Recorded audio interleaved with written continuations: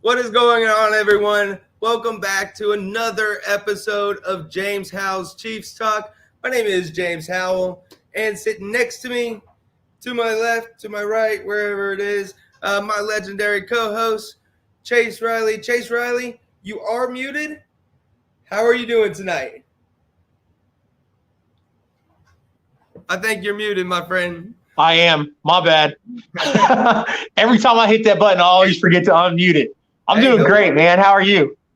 Man, I can't really ask for more. It was almost as if we had like a bye week. I didn't want to. I will admit I did get a little emotional during the game. We'll get more into that here in a little bit, but it was easy. I don't want to say easy win, but it was a win that we didn't really have to worry about. We didn't have to stress about as fans. It was never really in question, other than when they took the 7-point lead and then they moved forward. So what else can you ask for as a Chiefs fan? And as a football fan, we had a great set of lineups. A lot of blowouts though. Pardon me. A lot of blowouts this weekend. Were you surprised by that at all? Surprised by our blowout? Well, I mean, just across the NFL in general. Yeah. There was a couple of them I was a little surprised with. I was expecting the Rams and the Cardinals to be a little bit closer of a game, and it wasn't. I was also wasn't expecting the Rams to put up that many points on them. Yeah. I mean, I expected them okay, so the Bills-Patriots game, I actually picked the Patriots to win, so that was a shocker for me. If we want to go ahead and just jump right into it, the first game, lost connection. I'll take this moment real quick while he gets back on here to just go ahead and ask everyone to make sure that you hit that like button, hit the share button.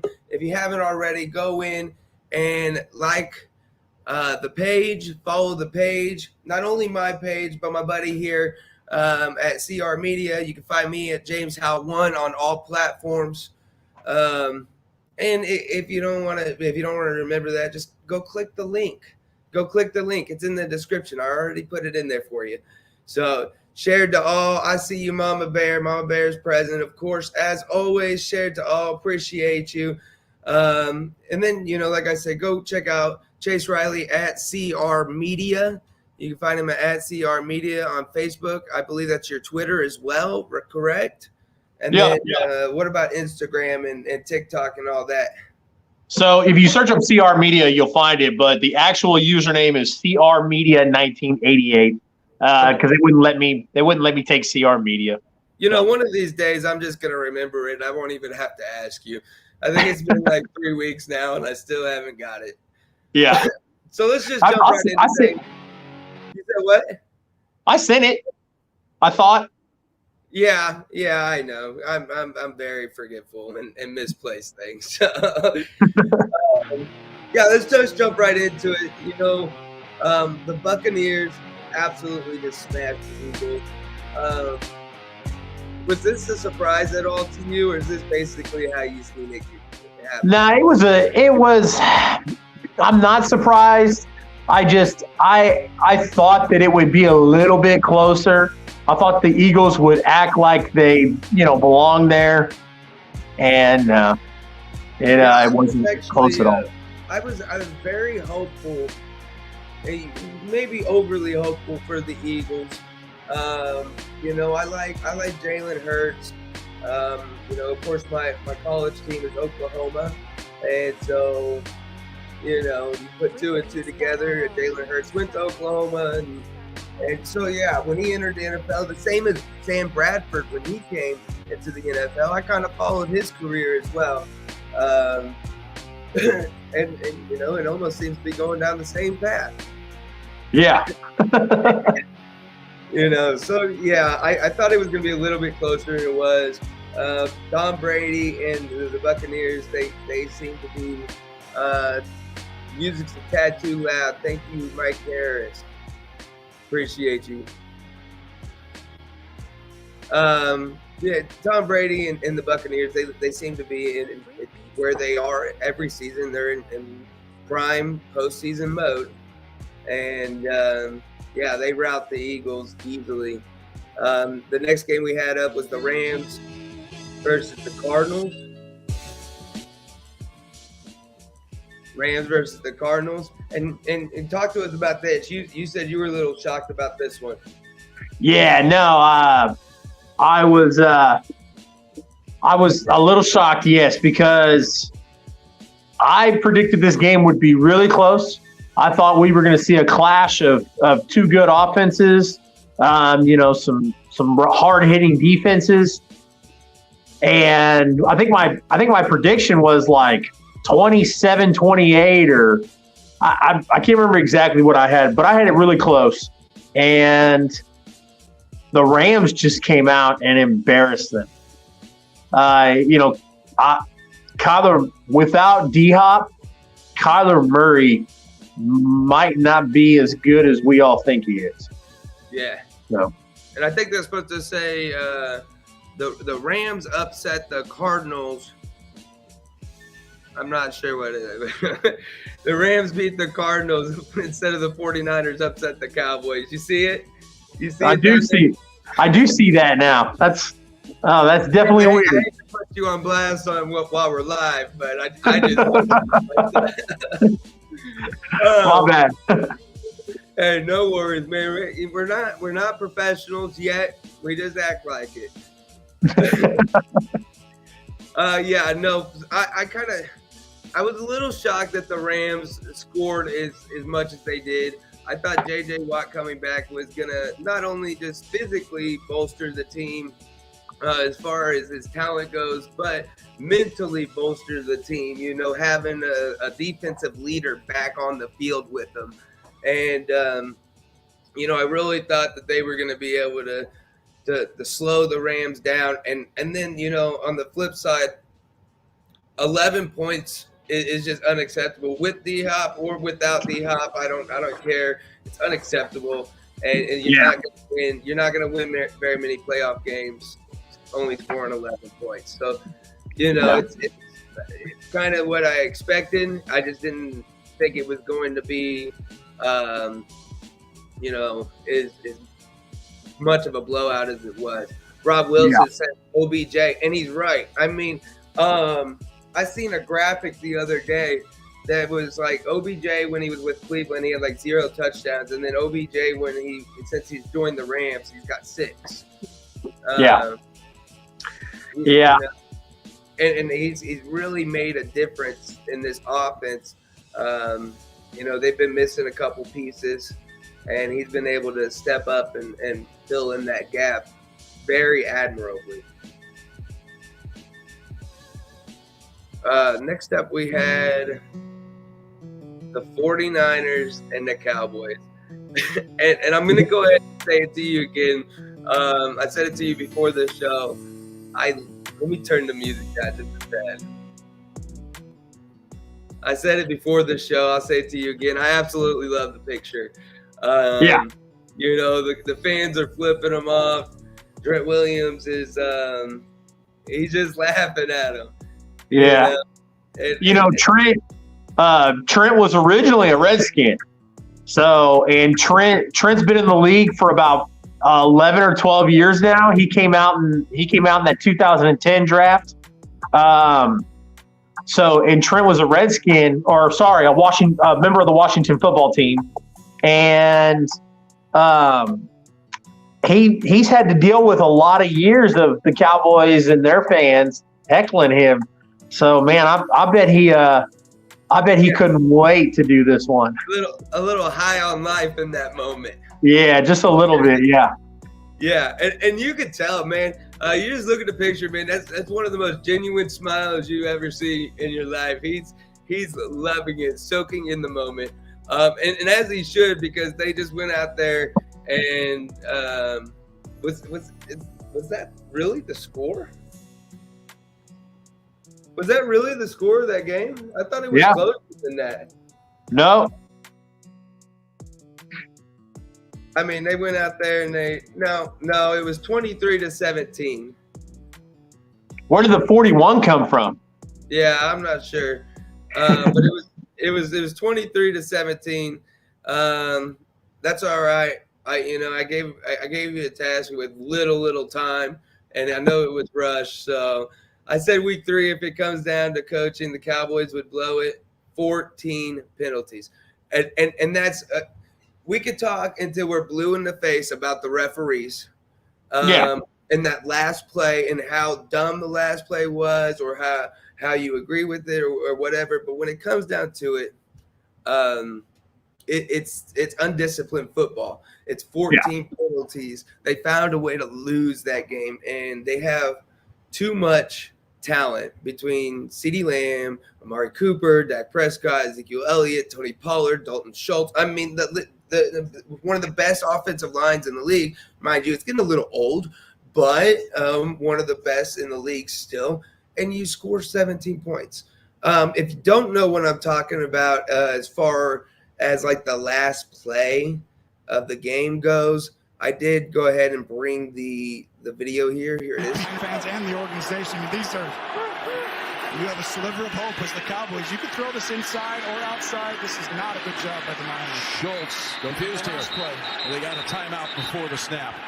It's scary because I would take a shot to the end zone here when they're in the sideline defense, because you actually can hold on to the ball. You need someone, San Francisco, to get to the quarterback here. Prescott takes off running the football.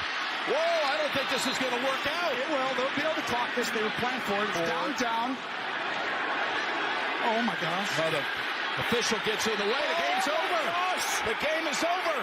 Oh, he did. All right. So, this has been the talk in the NFL world. What do you think of the play call, bro? I wasn't a fan of it. And if you're going to do that play call, you need to slide 2 seconds earlier. To give yourself enough time. It was a silly play to me how it was executed. Maybe sometimes that might work, but yep. Rob is killing it in the chat right now. He's hitting every point that I have to make about it. Give the ball to the ref. The ref has to place the ball. You're absolutely right. Dak Prescott, you know what? I wouldn't go as far as to say I like the call, but I don't necessarily disagree with the call to run the ball. He got 15 yards there. It was poorly executed. He needs to know where the ref's at, run the ball straight to the ref, because who do you think you are, Dak Prescott? You don't place the ball. The ref does. Don't sit there and try to place the ball yourself. And then they line up and they box the referee out. They line up and they box him out. Referee has to push through the center and the guard to get in there so he can place the ball, because that's how this works. And they run out of time. It was just poorly executed. I thought it was a decent play call. They got 15 yards. They're now running a play from the 25. Just execution. Yeah, and if you go and you watch like the post press conference, Shannon Sharp actually jumped Dak for this on his show, him and Skip's show, Undisputed, and talked about, because Dak made a comment in the post press conference that it was ridiculous for the refs, and they knew they were being ridiculous because they ran off the field because the fans were throwing trash out. Yeah. And Shannon was like, dude, like, do you not know? And he was like, it doesn't matter. I've gone to little league games, baseball little league games, and when the refs are done, like, they're done. They don't walk off the field. They run off the field. They got no business being out there. They're not making $100,000 or multi-$100,000 contracts. So there's no reason for them to be there. Like they need to get out and go and get the hell out of the way. And that's what they do. So don't act like they were trying to hide from something because you played football the way that in my opinion, he plays football and couldn't execute and couldn't get the job done is what I mean. 17 points is not the ref's fault. Yeah. You know what I'm saying? 14 penalties. I could see, someone blaming the refs, not to that extent. Yeah. 14 penalties. Like 7 is a little high. Yeah, and I'm not a you go back and listen to previous shows, man. I'm not a huge penalty person. I agree some calls, whatever, but don't blame a whole game. There's 60 minutes of football here. Don't act like you put your team in a position to where you had to. Yeah, it came down to that. You shouldn't have been in that position to begin with. I get where some fans are frustrated on it. I've always looked at it that way, and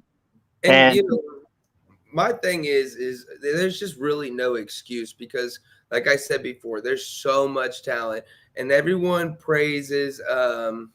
What's the offensive coordinator's name over there? Kellen Moore. Kellen Moore, yeah. It was a Boise State quarterback, man. He was really good in college, but his size didn't transition well to the NFL, and yeah. My thing is, head coach is a clown. My thing is they praise Kellen Moore for what he's done with the offense, and then they praise Dan Quinn for what he's done with the defense. But I ain't hear no praise for Mike McCarthy. What is he doing besides just being a bump on a log? I don't know, man. When he was in Green Bay, I thought he was I thought he was a pretty good coach. But he hasn't done a whole lot of anything in Dallas. And that's a good question there because why was he holding play cards? Because Kellen Moore's the one that calls the plays, and I understand you guys got to be on the same page and whatnot, but I feel like he just kind of had his hands in this one a little too much, and I don't know. It's a bad situation in Dallas, and it starts. The Russians have a saying, and I know there's probably gonna be some Russian that corrects me on this, but I had this manager one time. I was working at this fast food place, and there was this little Russian manager, it was Taco Bueno is where I was working at when I was younger, and she used to be always coming around and be like, "Give me 4 tacos, give me 4 tacos," and I just used to crack me up the way she'd say it. But she told me that she goes, the Russians have a saying that the snake is bad from the head down. Not from the tail up, but from the head down. And that applies to so much in life, like organizationally, you don't blame the players when they're the proven talents. You look at the head, the head coach. You look at who's in charge here. And, I know they say his job's safe from what Jerry Jones and Stephen Jones have said is, his jobs. I don't believe it. And if it is, it's another Jason Garrett situation. Yeah. I don't know a whole lot about Jerry Jones. Just what I've heard. I lived in Dallas for 6 years.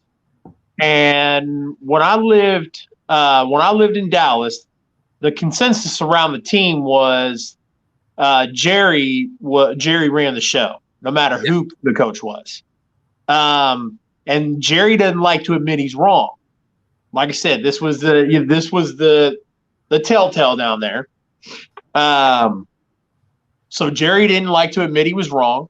So what I think is going to happen is Mike McCarthy's going to be there for a while because nobody's going to convince that Jerry made a mistake. And I think that Dak getting his contract was a big no-no to Jerry. I don't think Jerry wanted to do it. And I think Jerry felt he had to because of pressure.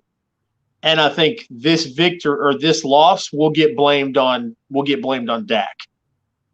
Yeah. Which I mean, you got to be able to perform. Yeah. You know, but he wanted to be one of the top paid quarterbacks in the league, man. But he's not making decisions. Now, I'm not gonna argue the talent. I think Dak is very talented. I think he's top 10 in the league. But he wanted to get paid top 3.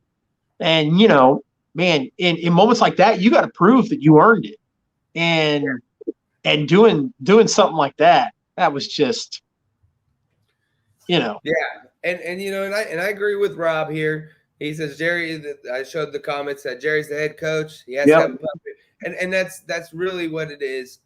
Jason Garrett, it was the same way, was Jerry's puppet. And for years and years and years, Jason Garrett would just do whatever he wanted, and Jerry gave him a job. Yeah, and this is gonna, like I said, it's gonna turn into the same situation. Yeah, he's not ready to throw in the towel and be like, I was wrong. That's just not something. Yeah, it's not good for his reputation. Yeah, of course not. Let's go ahead and jump on over to the AFC side. So we had the Bills and the Patriots. And this was, really surprising for me. I mean, I'm really high on Josh Allen. I think talent-wise, I think he's right there with Mahomes. And it's exciting because these are two young quarterbacks, and we're going to be able to see these guys for years to come in the future. And I expect the Bills and the Chiefs to be battling it out over. This could be a newly established rivalry right here. And so, am I shocked? Yeah, a little bit, because like I said, I picked the Patriots to win mainly because of my fandom and wanting the playoffs to roll out a certain way. But also, I've been saying for the past, 4 or 5 weeks of the the last back end of the season, that I thought Patriots were number 1 on my power rankings list. So, I was confident that the Patriots were just a good team, and then they just come out here and get smoked. Yeah, my thing has always been, stick to what you know and stick to what you're good at. And I think that Mac Jones is good at not managing a game. I wouldn't call him a game manager. I would call him the step right under that. He's getting there. He's going to be a game managing type quarterback, and he's going to be, he's going to be a type of quarterback where I don't want to say a typical Alabama. I don't want to say a typical Alabama quarterback, but it's kind of leaning in that direction. That's where Matt came from, and there's nothing wrong with that. I mean, you've seen what Nick Saban's done, but those guys are those players, those kids that play at Alabama, they're good because of Nick Saban, and it hasn't translated well to the NFL. Exactly, and Mac's going to be one of those. Mac's going to be one of those quarterbacks where without somebody propelling him, I don't think he'll what did that say? He's talking about Josh Allen. Okay. I mean, that's fine. I mean, whatever. I disagree, but He said Bills Mafia. He coming Yeah. in here trolling on the stream, bro. but Mac's not going to be able to make it in the NFL without some serious Belichick help. And I don't know how long Belichick can go without. I don't know how long Belichick can go with staying out of the playoffs before he says, "Yeah, no, I'm done." Getting knocked out in the first round, and Yeah, I don't know how much longer he's even got in him.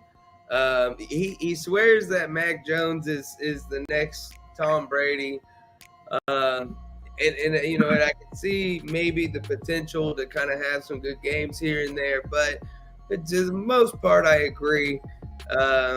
He will probably be like a Kirk Cousins or an Alex Smith or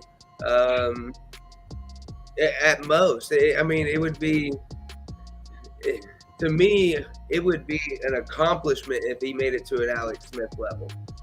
Yeah. And I'm high on Alex Smith. One, obviously I've got a biased opinion, but two, when he did come here in Kansas City, he did a pretty damn well. Pretty damn good job. It wasn't eye popping, but he did pretty well. Yeah. So, and to Rob's point, he says that Josh Allen's a better athlete than Mahomes, and I almost agree. I think he's more mobile. I think he's he will embrace the hit more. I think he can shed tackles better. I think Mahomes has a better arm. As far as their ability to read defenses and pick apart a defense, they've both shown that they can do it. They're almost the same guy, except for Josh Allen's a little bit bigger and can shed tackles a little bit more. I don't know. What's your thoughts on it? Yeah, no, that's exactly what it is. Allen is bigger than Mahomes. So, and it surprises you with his agility, but sorry? I said he reminds me of a young Big Ben. Yeah. Without the allegations. Well, and he's a lot more agile than Ben. But, I can see the Mahomes comparison, but yeah. Two different. I think it's two different skill sets. We're always going to compare their arms. Their arms have always been compared. They both got rockets. But I think it's two different skill sets. They can both run. Yeah, they can both pass, but they do it in different ways. And they lead in different ways. And, that's what makes it exciting for the future is that they're both good at it. And who has a better arm? Who are you talking about, Rob? Who has a better arm? No, he does not. No, he does not. Josh Allen does not have a better arm than Patrick Mahomes. 6'7" Brett Favre. Well, Brett Favre got beat up a lot. But I could see it, the gunslinger aspect of it. What about the interception aspect of it? Are we going to make the same comparison? All right. Lastly, we got the one we're all here for, right? Yeah. Kansas City Chiefs 42, Steelers 21. We put a shellacking on them, and that score indicates it was a lot closer than what it really was. Yeah. Nonetheless, 14 points allowed by the defense, 7 points allowed by the offense. That makes you 21. And I want to start with the offense because it just seemed like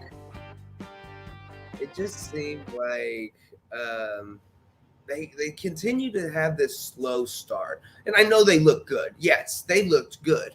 They looked really good. Patrick Mahomes set a record or something for fastest whatever 5 touchdowns in 10 minutes or whatever it was. Yeah, they look good. But they started the first 5 drives with nothing. Yeah. So you punt, interception, fumble for a touchdown. What's going through your head at that point? That fumble, I was like, oh man, like I hope this doesn't go this way. And a couple of people I know, chimed in. They were like, this, I knew this was going to happen, and all that stuff. And so, but it was short lived. So. Yeah, I did get a little emotional there. I did chime in, and I was like, I knew this was gonna happen. And and I just kind of felt it because at the beginning of the season, right, there was all this talk about 17-0, undefeated, dynasty, yeah, and Yeah. and I got so, and then we start off terrible, and so if this game was anything, it was a microcosm of the season. It just felt like going into this game, we were way overconfident as a fan base. All these memes are about, and I gotta admit, I partook in it too. I sent it around as well. Mike Harris was on here earlier. I don't know if he's still here, but I sent him. He's a Pittsburgh fan. I sent it to him. Big Ben's retirement party. Talk about cocky, and then we get in there and we get stopped 7 possessions in a row. We've already been struggling offensively, what seems to be all season. And the stats don't say we're struggling, but it just hasn't felt right. And I was like, I knew this was going to happen. I got mad. I was really heated right after that happened. And then it was like Andy Reid said, you know what? F it. Open it up. Let's open it up. Pedal to the metal. Let's go. Not playing around anymore. And he opened up the playbook. Man, we saw a bunch of trick plays. Yeah. and then your graphic here, man, that's what it felt like. Look, it said you get a TD and you get a TD and everybody gets a TD. Yeah. That's really what it felt like.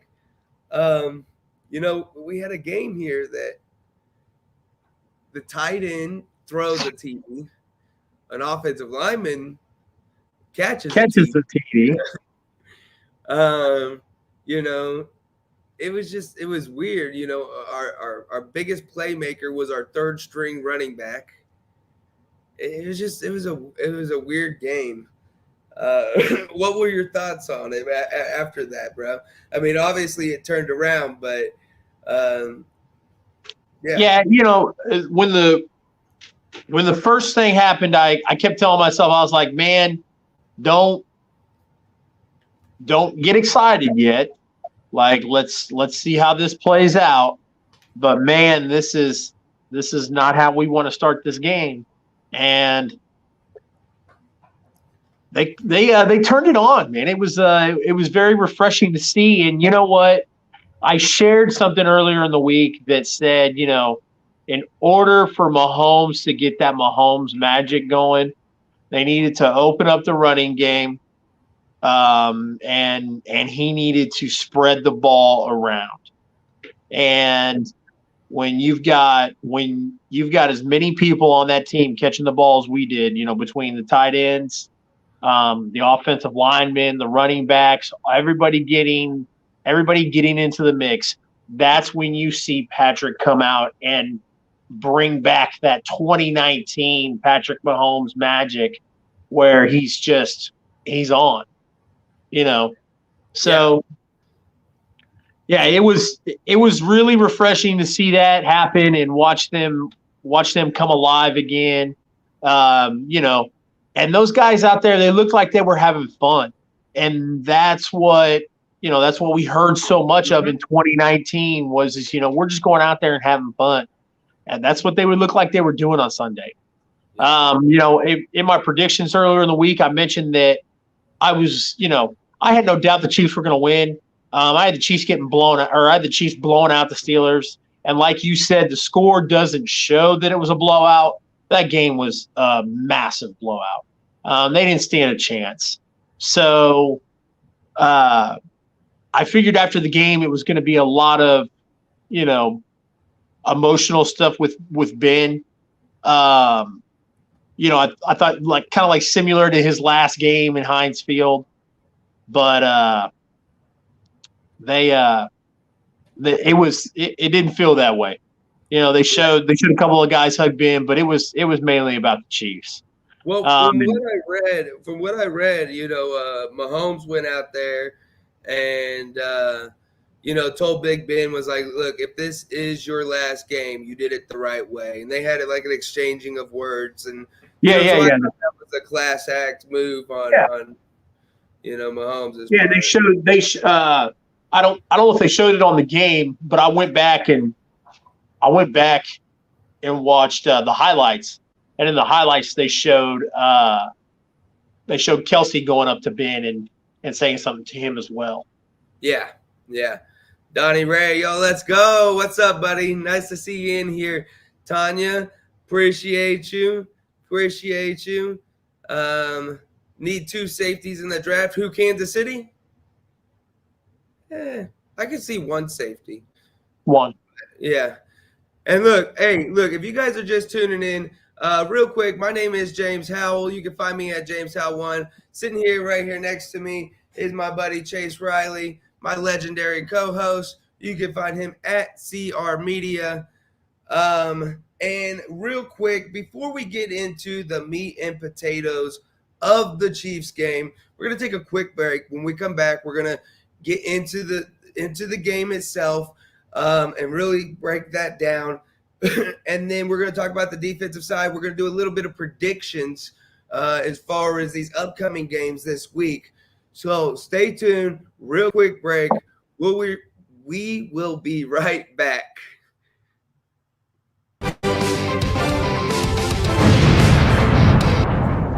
What's going on, guys? Jaymes Howell here.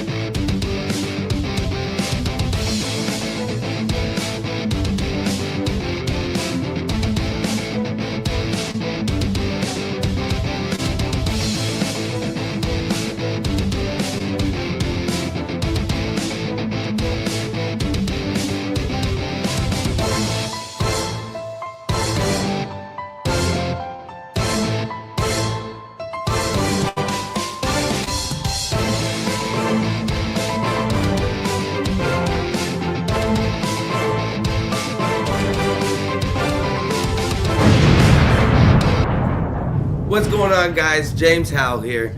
Look, if you enjoyed this content, go ahead and hit that subscribe button. And more importantly, make sure that you smash that notification bell. That way you'll never miss any content from Jaymes Howell's Chiefs Talk. Also, while you're at it, go to Jaymes Howell's Chiefs Talk on Facebook as well as on Twitter. You can find the links for those in the description. Until next time, once again, stay legendary, guys.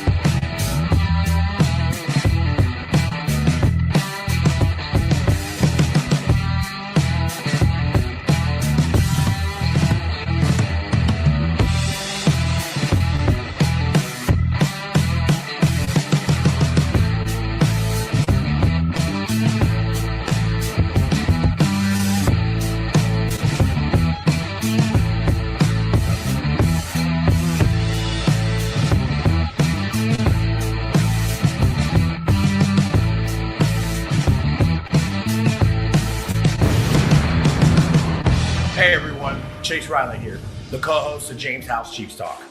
I wanted to take a moment to share with you guys that when I'm not on this legendary podcast, I'm out trying to help build our brand and the legendary community that James and I speak so much about. I'm out being a pirate trying to find the buried treasure. So it would really mean a lot to me if you haven't already to go like and share my page and make sure you adjust the notifications accordingly so you never miss anything I post. Got it. It's extremely simple. It's just CR Media. All social media platforms, including Facebook, Instagram, and Twitter. Like I said, guys, it would mean a lot to me to have you guys join us on this journey. And until next time, stay legendary, my friends. What's going on, guys? Welcome back. This is Jaymes Howell's Chiefs Talk. I am Jaymes Howell. Next to me is my legendary co-host, Chase Riley. And we are just going to jump right into it. I kind of left us on a little cliffhanger. I wanted to take a break a little bit sooner than what we did. And I've absolutely just dismantled my rundown. Not on it at all. So, but yeah, you spoke up before the break. They were just having fun. And this was as a wide receiver may open this offense up even a little bit more if that's possible. 2nd and 12. Mahomes open. Hill, touchdown.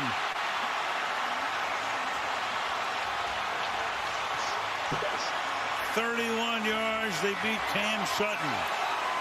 So Hill was denied a moment ago, and now he's into the end zone. Yeah, so they're out there. They're having a blast. Daniel, I see you, buddy. I see you. I'm late, but I'm here. Hey, everyone. Welcome back. I appreciate you. You're always here. Even if you are late, it doesn't matter. At least you made it. And we appreciate it. And I seen everyone. I went in on a break, and I seen everyone that shared it. Tanya and Donnie and Janine and Rob. And I seen y'all. I appreciate every single one of you. Thank you so much. You say something? No. Okay. All right. So, yeah. And then we mentioned before, one of the trick plays we saw was this here. They've hit you with already, and you start going, what are they going to do this time? Well, now you got Kelsey. So Kelsey moves to the Wildcat. And we've seen that before. We've seen this before. Same exact play. We ran it in the Super Bowl, and it was incomplete. Kelsey says afterwards, he's like, "Hey, look, I'm just glad that Andy Reid will give me the opportunity to throw the ball again." But yeah. Mahomes becomes a decoy. Kelsey's going to throw a touchdown. And a bullet. He throws a bullet to Byron Pringle for his, I believe that was his second touchdown of the day. I know he did have two, confirmed that he did have two. Maybe that was his second. Maybe it wasn't. The tricks were crazy. You're absolutely right. And my point, the reason why I wanted to show some of these, and not that one, but one more. Mahomes will keep it himself for the moment and then throw for a touchdown. So touchdown to the big man, which, everyone loves it because, like John Madden once said, you get a big man spike and then you get a fat guy spike and then you get a fat guy dance. Look at him. He looks like he's having the time of his life. I was so happy because he looked genuinely thrilled to be in that position. But what the point I was making is we did see a lot of trick plays. And to me, it's a little worrisome because outside of the Raiders, the offense didn't look, statistically, they looked good. We found ways to win, but they just didn't it didn't feel like the same offense. And now we're throwing these trick plays in, which, great, we got in the end zone, we scored a bunch of points, but are we going to have to continue to rely on trick plays to produce on the scoreboard? I don't think so. It is, I know I've been real critical of Andy Reid when he pulls out these trick plays. But I don't see it. I don't see it happening too much. It's just almost a sign of reliance, I guess. Like, as a fan, that's the feeling that I get when I look back on it. So Tyreek Hill has a great day. Obviously, he's dancing. The whole team's having fun. But the show that, through all of this, through Travis Kelce throwing a touchdown, which was great. Runs one, catches one, throws one, all in the same game. Also, he ties a record for 4 consecutive postseason 100-yard games. So that was, congratulations to him. I believe he tied Jerry Rice on that record. And then so he has a great game. Tyreek Hill has a great game. And that's great because, that's the staple of our offense, correct? Tyreek Hill, Travis Kelce, Patrick Mahomes. But the star of the show was Jerick McKinnon. Yeah, and it's crazy because I'm no stranger to admit when I'm wrong. And I'm wrong a lot.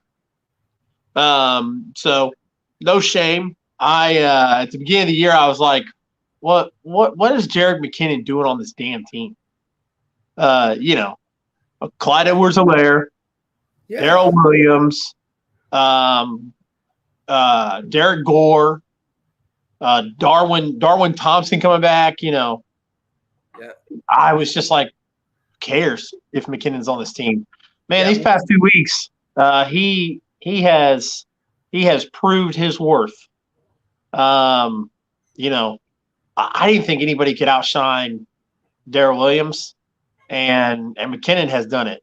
So I'm like Damian Williams. Yeah, it really does. He does. And he kind of made me eat my words. Speaking about being wrong, last week I said something along the lines of maybe it was last week, maybe it was right when he was getting back from the injury, and I was like, what is his role? What is his role on this team? We have at that point we have Clyde Edwards-Helaire, who's coming back from an injury maybe this week. Who cares at this point?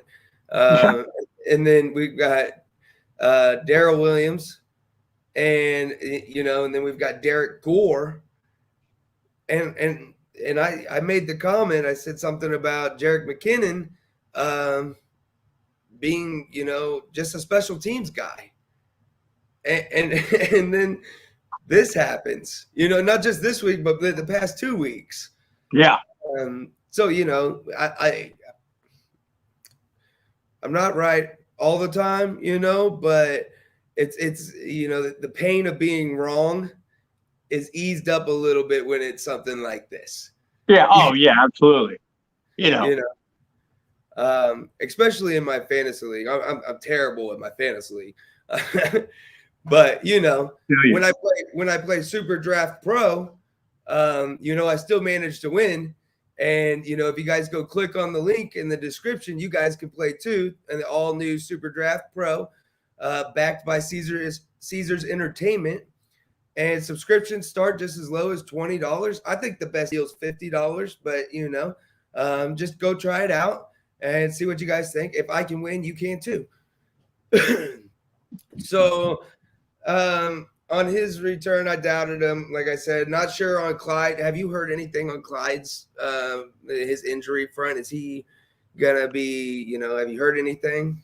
The last I read, he was day to day. I know they said he really wanted to go Sunday, but they said they didn't want to chance it, so they went in and held him out. I was shocked they did hold him out. Yeah, I wouldn't be surprised if he played this weekend.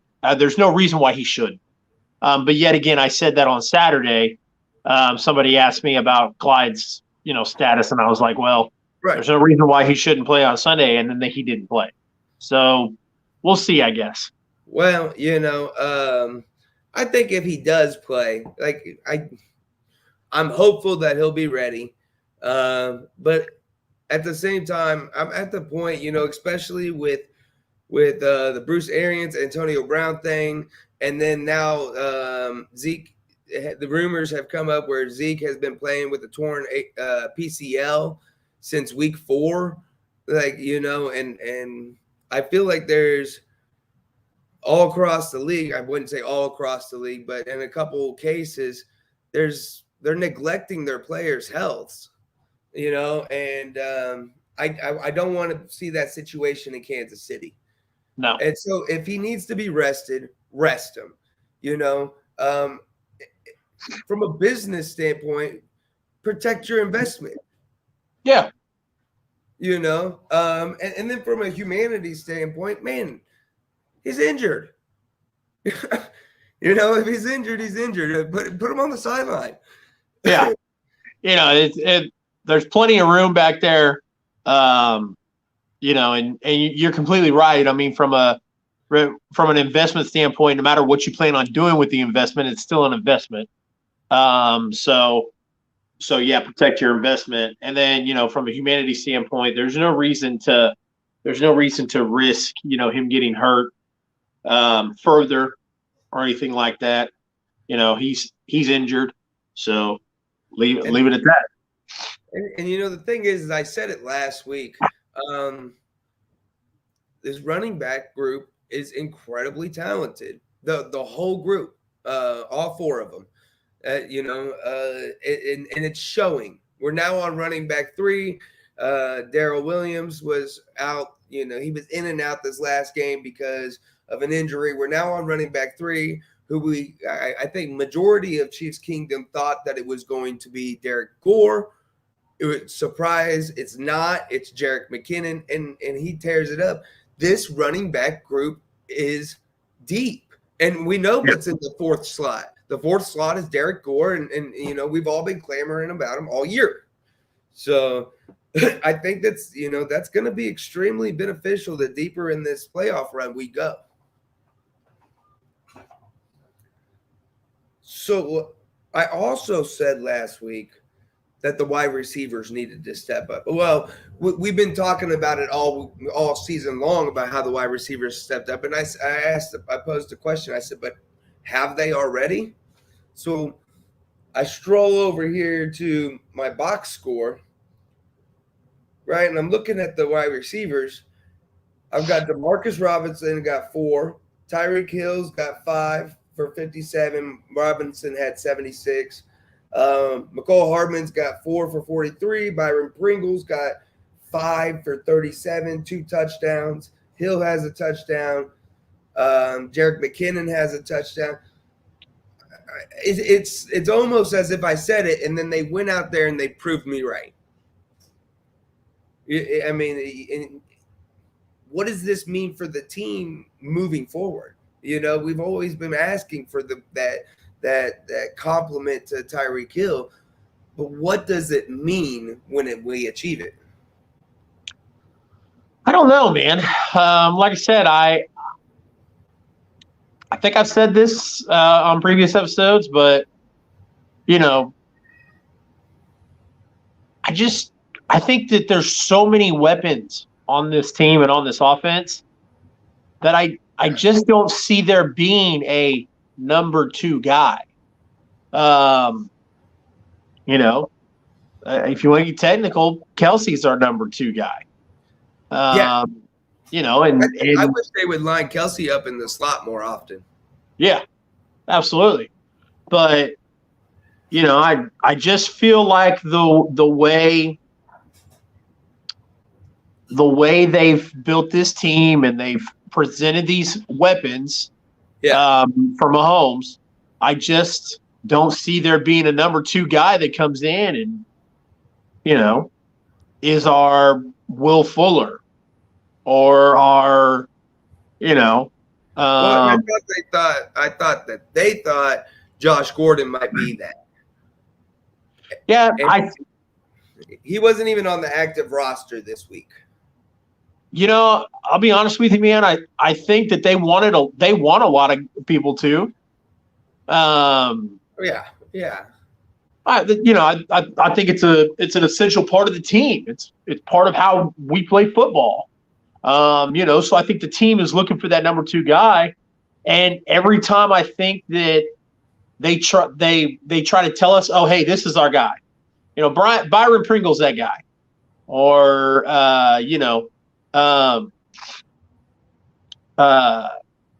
Josh Gordon's going to be that guy, or McCole Hardman's that guy. Yeah, as soon as they place one in front of us and go, this is the guy now. It doesn't work out, and Pat shows them, hey, I don't need a number 2 guy. Just give me Kelsey across the middle, give me Hill down deep, and give me somebody else who will get open, and I'll find somebody to throw the ball to. And so I 8 different receivers this week, including Allegretti. Yeah, that's what I mean. Like, well, I said it, and I'm not sure if you had joined me on the show at that point in the season yet, but I do know earlier in the season I had said that their wide receiver 2 is a wide receiver by committee. Yeah, exactly. You know, it's a wide receiver by committee. It's Hardman, Robinson, and Pringle. You know, and maybe some Blake Bell in there every once in a while. That's what that's what I mean. I mean, it doesn't matter who it is. Like you said, 8 different people. Yeah. You know, so I know as long we as they can catch the ball. Yeah, and I know we, the fans, you know, we Chiefs Kingdom have been clamoring for a number 2. I'm sure the team, you know, whether it's the wide receiver coach or the offensive coordinator or Reed himself trying to clamor for somebody to step up to be the number 2. Right. And then it just goes to show us, you know, that it doesn't really matter at this point, you know? I mean, it really doesn't. I mean, as long as they keep a spot on the team because they execute what the coaching staff wants them to execute. As long as they can do that and they can catch the ball, we're going to be fine. And, you know, hey, and Andy Reid, we trust. You know, for real. So, you know, you had something to say about it or no? Okay, No. so let's jump over to the defensive side, right? I know the offense had an incredible game. I could talk about the offense the whole show, almost. Jerick McKinnon's just incredible. But defensively, the defense looked much better than the previous 2 weeks, which I still think that Andy Reid and Steve Spagnuolo were putting out fake film. But they looked a lot different than the past 2 weeks, and they looked good against a bad offense.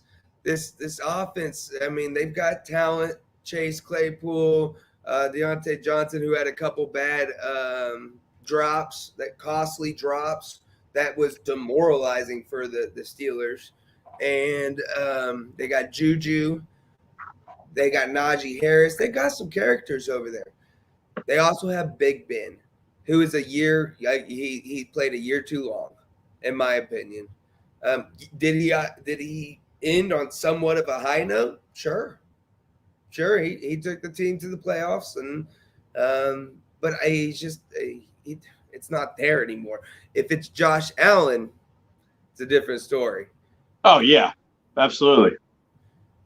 So my concern is the secondary, because there was drop passes, there were open receivers. Chase Claypool got open on several occasions, and Big Ben just missed those throws. Are you worried about the secondary going into this game where Josh Allen will not miss those throws? Yeah, no, I'm absolutely worried. They have not looked good the past 3 weeks. The last 2 games of the season, and this game, this playoff game against Pittsburgh, it was very concerning how the defensive backfield has played. So I don't know what needs to happen, because Josh Allen will not miss those throws. Josh Allen will carve them up if they play like that on Sunday. Now it is notable that even the back end of our roster got some playing time, and you know, like we mentioned before, the game really wasn't as close as what the score dictates. So you know, the characters like Armani Watts got some time back there, and was he exposed? Sure. You know, he's not I wouldn't say exposed, but we know he's not a starting safety. You know, he's not our guy. So I think that had a little bit to play into it. But, you know, with the couple weeks beforehand, you know, them not playing well as either, it's like you said, it's a little worrisome going into this game against a high-powered offense in Buffalo. Well, in Kansas City, high-power offense of Buffalo. You know. Yeah, absolutely. So, but one way to relieve those guys is with the pass rush and help those guys out with getting to the quarterback. And I really honestly believe it starts with Frank Clark and Melvin Ingram, our two ends. They have to be able to contain Josh Allen in this game coming up and create pressure. Allow Chris Jones to create pressure on the inside. Yeah. And that's I think Josh Allen has gotten better since last year. Absolutely. But if you go back and watch the AFC divisional game against Buffalo last year, you're going to see, or the AFC championship against Buffalo last year, you're going to see one of the main factors in that game was Chris Jones putting Josh Allen on his back and causing chaos for Josh Allen all game. So that's going to be my key to the game for the weekend, is that front four, and especially Chris Jones. Yeah, Chris Jones has got to get it going. I seen a little stat. Melvin Ingram on the season is ranked like second in rushing at his position in the NFL. What an incredible pickup that was. Mid-season by Brett Veach. And, of course, we've talked about that 100 times. That's probably one of the biggest reasons for the defensive turnaround that we did witness. I did see something before the show started that somebody shared in one of the Facebook groups we're in that said that Melvin Ingram has expressed interest that he wants to stay in Kansas City long term. Yes, I seen that on Heavy, on Heavy.com. He wants to, and I think his exact words, well, not his exact words, but he was, I have the desire, but I'm focused on what, player talk. I'm focused on the game right now. That's too far in the future, and it gave us some player talk. Yeah. So I'm down with that. I'm absolutely down with that. I also don't want to look too far into the future, into the off season. But he's a free agent after this year. I think it's almost vital that we retain him. Yeah. Either that or you got to have a plan to go get somebody in the draft that's going to start, So, defensive backs, the run defense. The run defense was phenomenal this week. Contrary to the past defense, our run defense, which has always been the weak. It's kind of weird how that works out, right? Like it's always been a weakness, and now it's our strength.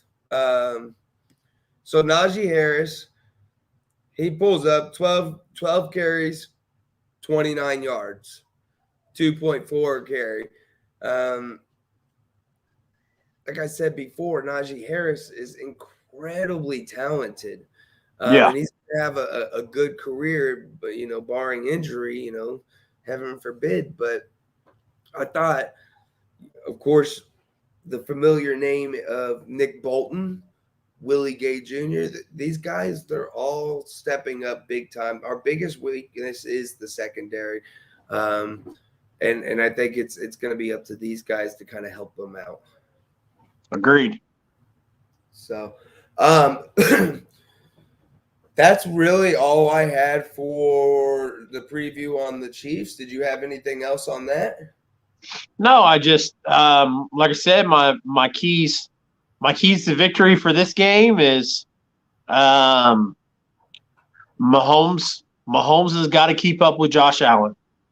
Or the secondary needs to be the secondary they were a month ago. Yeah. Because we saw against the Patriots, they are ready to come out and score. So and that's the only way I see us coming out on top in this game. Another big thing is we kind of, Andy Reid has these, these first set of plays that are scripted, and we all know about them. And most of the time it's designed as like a filler. I'm going to fill the defense out, see how they're playing us, and then go from there. I don't think we can afford that. I don't think there's no way we can afford to start the game off the first 5 drives and not score. Because, Buffalo's going to score on 3 of theirs, and it'll be 21-0, by halftime.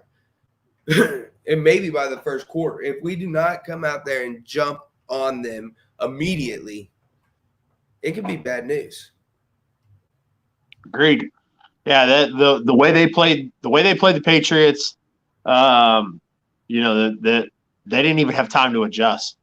It was Josh Allen all game, and I just don't see that momentum that they or Cincinnati have slowing down. So, Pat and the offense has got to come out and keep up with them. Yeah. So, real quick, let's just go through next week's matchups. Okay. You don't have to tell me a score or anything, but Bucks and Rams. Who do you got? I got the Rams. I said in my picks last week, breaking down the games, I mentioned that the Eagles stood a chance because of all the injuries that Tampa Bay has. And Tampa Bay lost their right tackle as well in this game against the Eagles. Yeah. So before, I was expecting the Eagles to keep it close because they had all those injuries. Now they're getting ready to go into town to face a hot, Matthew Stafford and Odell Beckham. I've got the Rams taking them. So, also, Matthew Stafford, that was his first career playoff victory. Yeah. I like I said in my picks, man, I'm a huge Matthew Stafford fan for that reason. And I just, man, I was so glad to see him get out of Detroit. Yeah. I'm glad to see him get out of Detroit. I like Sean McVay a lot, man. Sean McVay is our age. He's super young. He's a good dude. So I was very upset to see them lose to the Patriots a few years ago. I think Matthew Stafford can take them again. So they're my pick to win the NFC now that the Cowboys are out. Heard that. I'm also going with the Rams for basically the same reasons. The Bucks are incredibly banged up. They just lost more star talent or starting talent in the right tackle this last game. And I just, I know it's Tom Brady, and I would, and don't take this the wrong way, I would like to see the Bucks win because I want to see Tom Brady in the Super Bowl. I know that's, different than most people, but, for the sake of Patrick Mahomes' legacy, he needs to beat Tom Brady. And I would love to see it. And so, but I am going to go with the Rams because realistically, I do think that they are limited, as far as talent goes and due to injuries. And it's Matthew Stafford's year, man. He's feeling himself. And he's going to make the most of this. And I think the Rams are probably my pick for the NFC as well. I think Green Bay gets left at the altar again. So, with that said, Packers versus 49ers, I think the Packers win. I know the 49ers are the hot team right now. They've been playing really well. Jimmy G's not it. He's not the guy, and, I forget the young kid's name right behind him, but like Trey Lance, I believe. Yeah.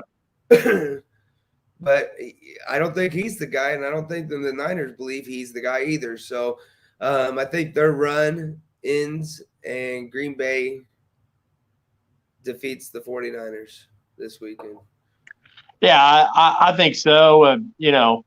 Aaron Rodgers, unanimously, more than likely, MVP.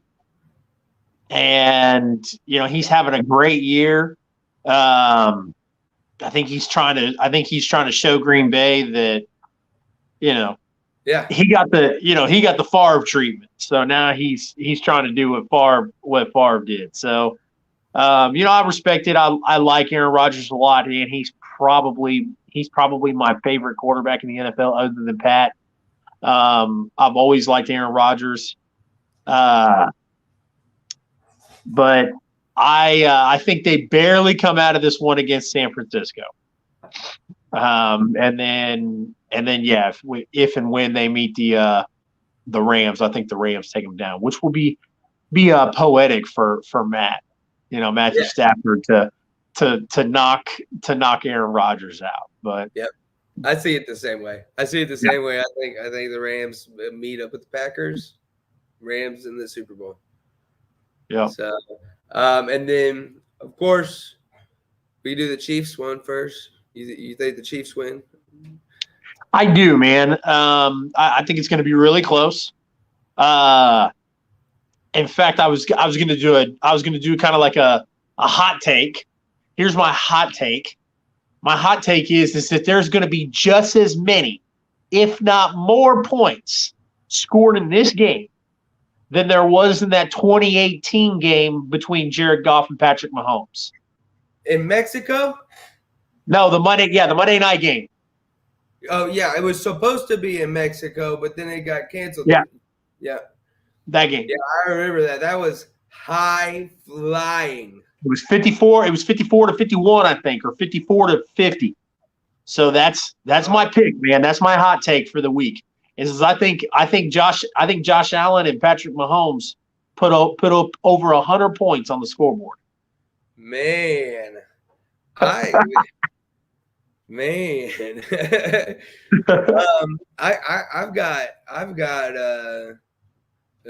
at a loss of words after hearing that.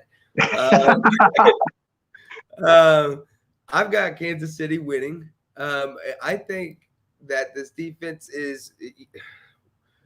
Buffalo is an offense similar to Kansas City. You can slow them down, but you can't really stop them.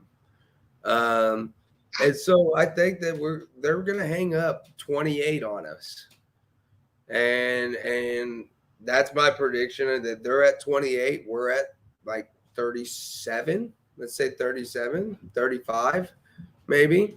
Not quite as high scoring as what you said, but I mean, you got to give them credit that the offense is over there in Buffalo. It's phenomenal. I don't care how good the defense is; they're going to score. Yep. And like I said, it's a hot take. I've got a realistic score in the back of my head. I'll leave that for my predictions, my score breakdowns later this week. But my hot take. Here's my thought process on that. The defensive backs are not going to be able to stop the wide receivers. So Josh Allen is just going to fucking light up the scoreboard, just throw them up and let somebody catch them. And Mahomes is going to come out and do the same thing. So you're gonna see them put it. Like I said, I think it's hot take. It's going to be mirror what that game in 2018 is. They're going to hang up about 14, 17 points on us, and then Mahomes is going to come out and catch up, and then it's just going to go bing bong after that. Sure. I think also I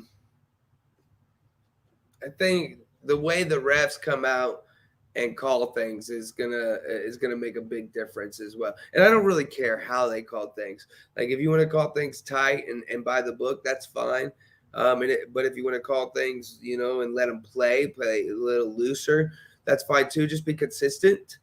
That's the biggest thing, is be consistent. And if they do end up calling it pretty tight, our quarterbacks, they like to play a little handsy. They're a little aggressive. They're a little physical. And so, if that's the case, I do see a lot of passes just being tucked down the field. Any 1v1 situation, any man-on-man situation, just chuck it down the field. The potential's there to have that high-scoring game. Absolutely. One of the things you got to think about too is at the end of the regular season, Tre'Davious White, Mm-hmm. their top cornerback, Yep. went out with an injury. He's gone for the year. So they don't have a high scoring offense in New England. They don't have a Tyreek Hill, they don't have a Patrick Mahomes to bomb that ball on against somebody's, against a secondary cornerback. Right. So, I think that's going to be a telling issue in this game because they haven't been tested with that yet. They haven't had time to. They only played their last game of the season, and they played against New England. So, with Patrick Mahomes and Tyreek Hill, I think you're going to see that being stretched across the field, and they're going to miss Tre'Davious White a lot, Buffalo. Yeah, for sure, and that's something. I mean, of course, in game plan that Andy Reid is going to have to catch, or Steve Spagnuolo. Really, no, Andy Reid. I don't know why I said Steve. I got the offense and the defense mixed. No, Andy Reid and Eric Bieniemy, they're going to have to catch that, and they're going to have to expose the fact that that's a backup over there. And, we'll see how it plays out. You can only hope, but we only know so much, man. I mean, I'm not a smart guy. I just sit here and talk about sports. I don't coach it. We got Cincinnati and Tennessee. Brain fart. Cincinnati and Tennessee. What you think? Cincinnati. Cincinnati. There's a lot of hype. And maybe I get some flack for this, and that's fine. But there's a lot of hype around Tennessee because Derrick Henry's coming back, and I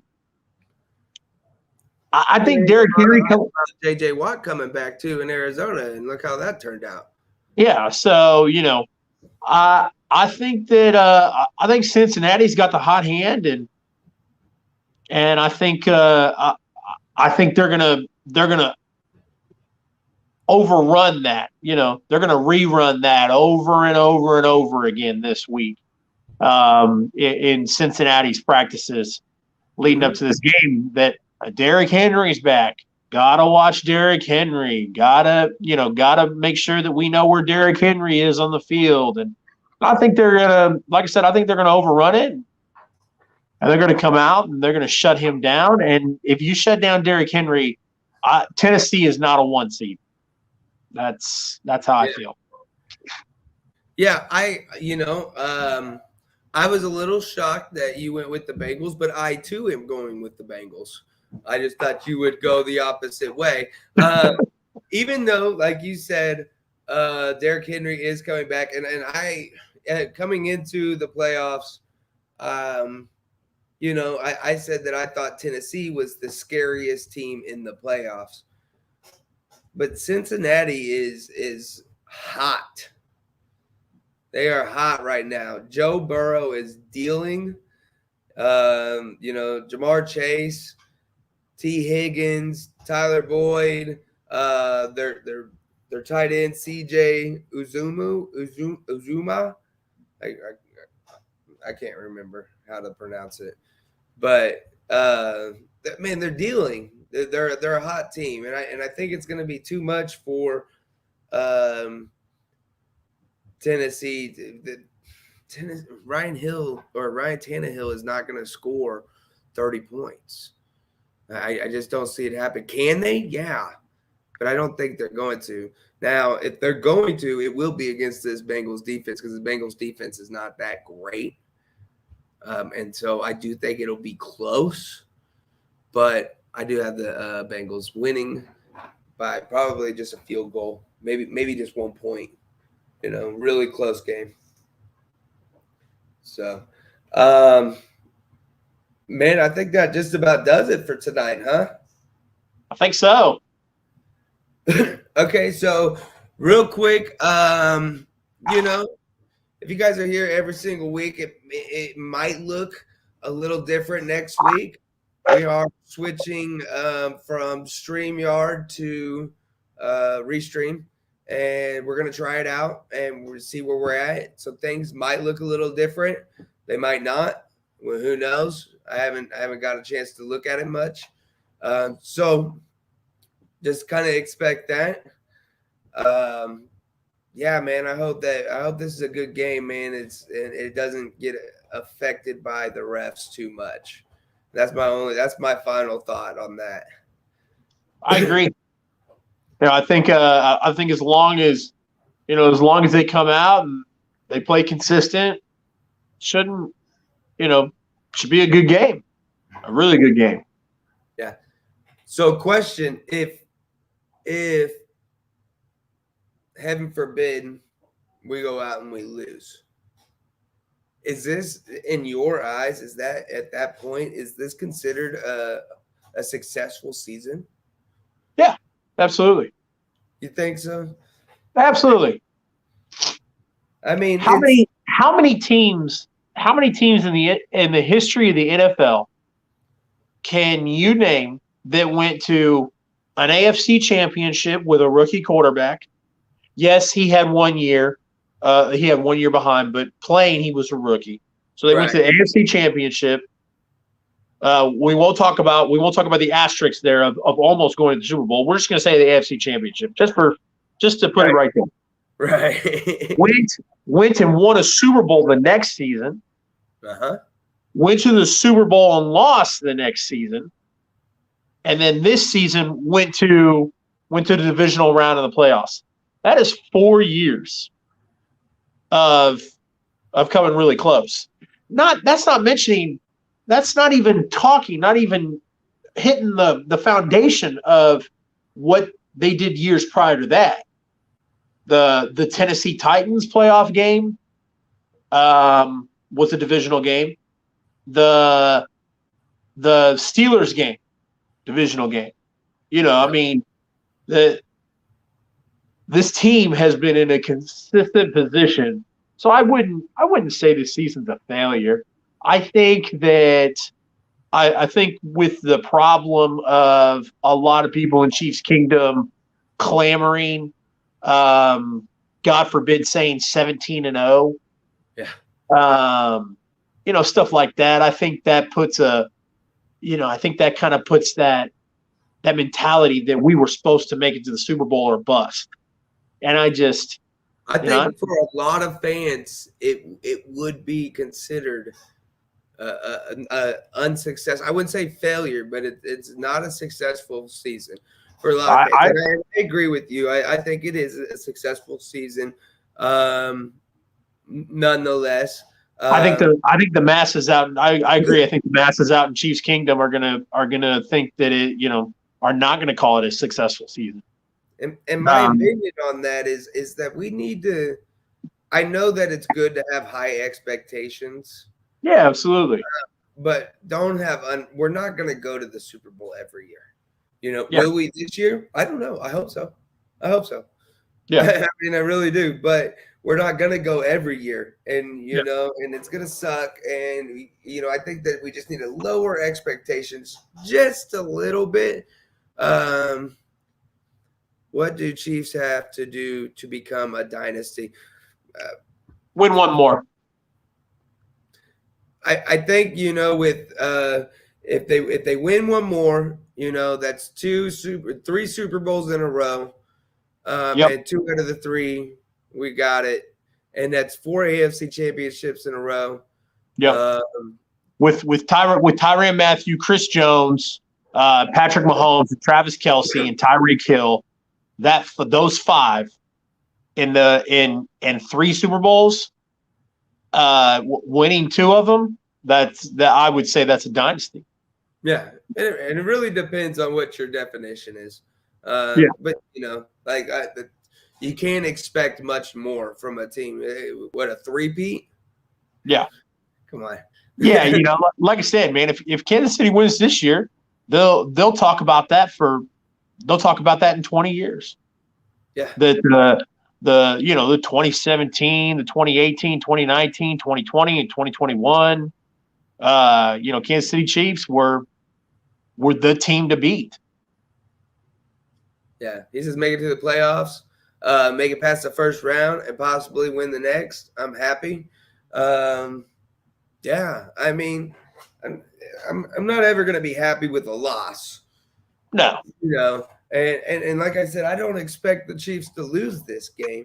But I was just kind of, I don't know, making a point about the expectations here in Chiefs Kingdom, and really, if you look at it, how it contrasts to 10 years ago. Yeah. I mean, it's just day and night. Yeah, it's funny you mentioned about 10 years ago.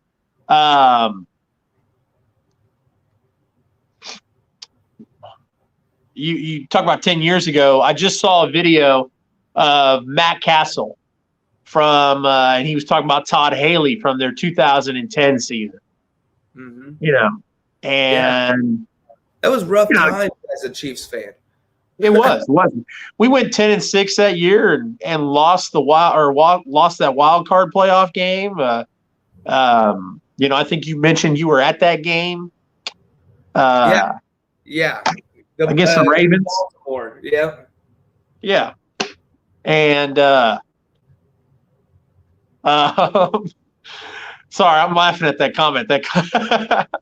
Right on, bro.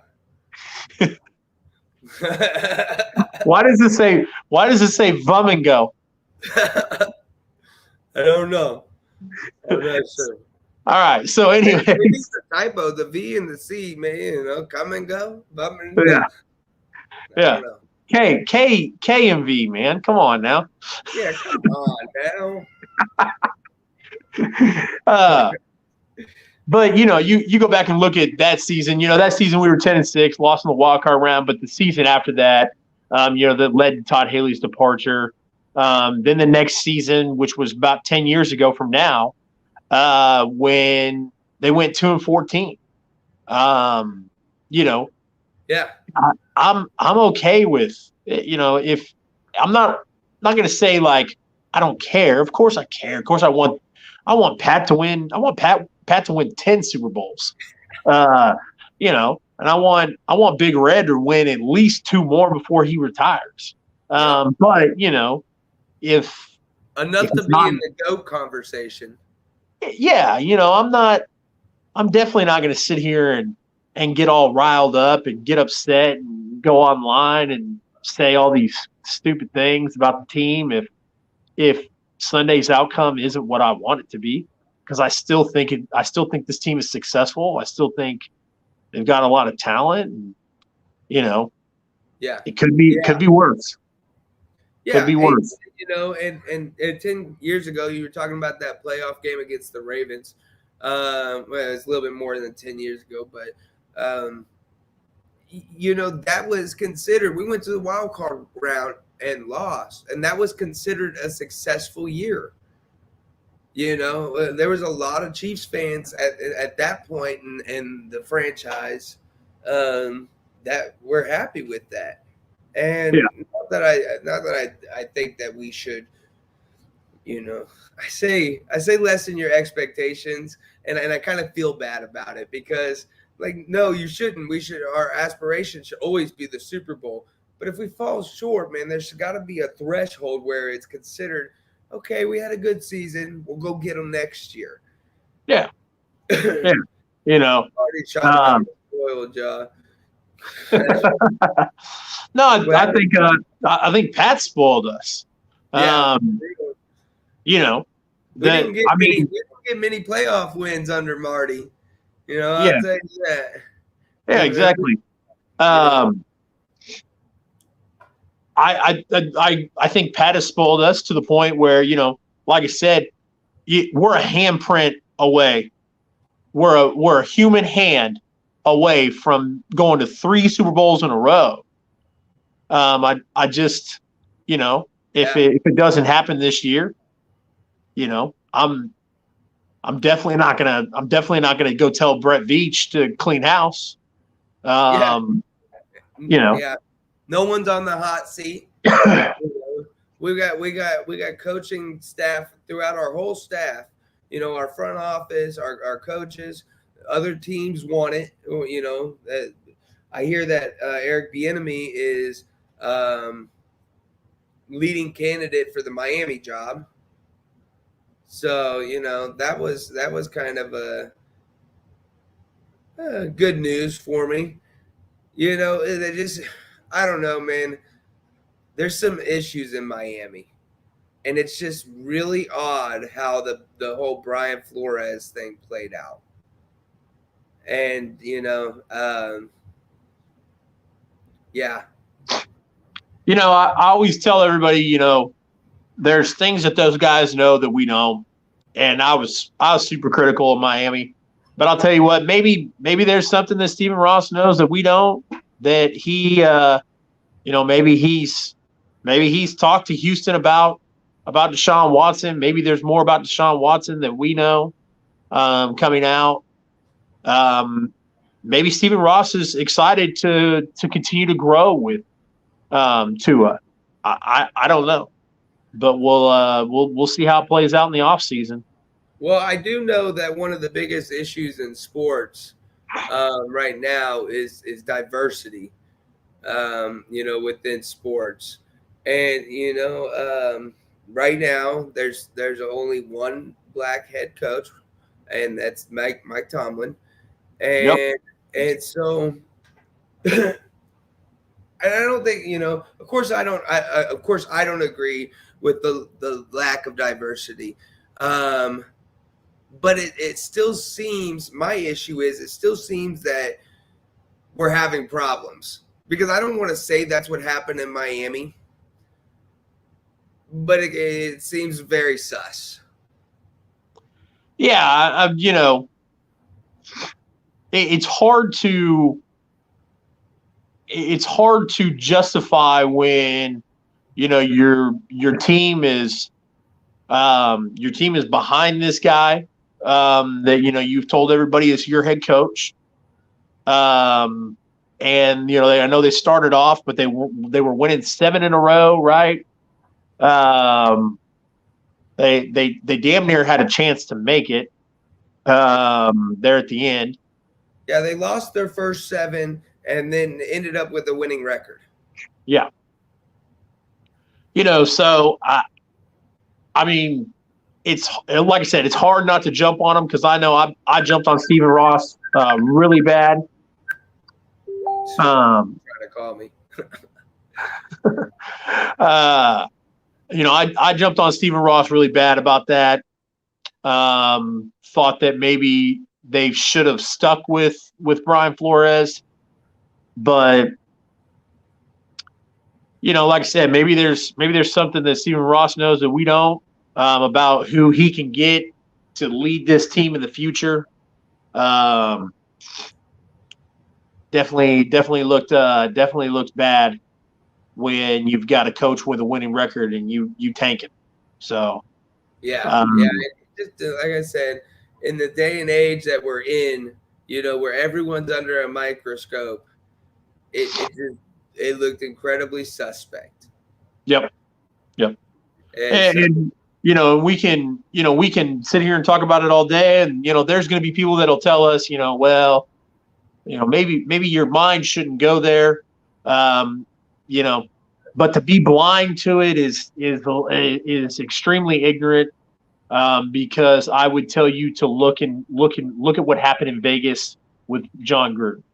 So prior to him being in Vegas, everything that came out and came to light so don't think it doesn't happen, because it does. Yeah. So. Yeah. And Tony Dungy can recall, there's an interview out there with Tony Dungy. He can recall a moment, when he got fired after a winning season, and I believe they went to the playoffs that year, but then he gets fired. So it's been, and no one can prove it's for this reason or that reason or whatever. But, like the way it keeps playing out, it's just, I don't know. I think there needs to be steps in place to really push that agenda. Yeah, Minnesota coach got 8 years. Mike Zimmer got 8 years and did nothing. And then, and Brian Flores gets canned after the season that he had. It's just Well, and then David Culley. David Culley, who, like I said, like I was telling you last night, man, they did an interview with him at the end of the season, and they asked him about staying or if his job was if he thought his job was safe. And he went on to tell the reporters at that press conference, he said, I would hope so. He was like, they've told me that they're committed to me, and the players have all told me that they're committed to me, and I'm committed to them. So I would hope so. And then 5 days later, they fired him. So yeah. And then so Brian Flores, like I said, that situation looks sus. We're in this day and age where diversity is a big deal. So then I find it even more suspect that Eric Bieniemy is their lead candidate. It almost smells like cover-up. And this is all speculation. This is not this is just kind of brainstorming, kind of just working through the whole situation and trying to put everything together. It looks incredibly suspect, and now it smells fishy too. Yeah. So, but yeah, I agree. It's just weird that Bieniemy would and he hasn't gotten the job. Yeah. Bieniemy would not be on anybody's radar. And then after he gets brought up, after people started putting pressure, because when Culley got fired, then people were like, okay, Flores got fired, Culley got fired. What's the deal here? Mike Tomlin's the last African-American coach in the NFL, the last head coach in the NFL. So what's up here? And then all of a sudden, Miami comes out and goes, "Well, we're interested in Eric Bieniemy." Yeah. I'll. He says, "Except the coach in Tennessee," but Mike Vrabel's the head coach. Yeah. The only African American head coach in the NFL right now is Mike Tomlin. Yeah. So Eric Bieniemy's been on the radar and has been supposedly the favorite for many jobs over the past 3 years. And my cat's messing with me. And has never landed the job. And we've always kind of sat here going, what happened? Make it make sense. Yeah. So all right, my man. I think we're going to end it on that note. Another great show. To everyone that showed up, appreciate you showing up to our live. To everyone that is watching the recording, I appreciate you stopping by and giving us a chance to talk some Chiefs football with you. We hope that you can catch it live next time. If you haven't already, make sure you hit that follow button, that like button, that subscribe button, the notification bell, the subscribe button, the share button, the reaction button, all those things. Y'all know what you're doing. I ain't going to ask any more. For Jaymes Howell's Chiefs Talk, I'm Jaymes Howell. My legendary co-host this way, Chase Riley.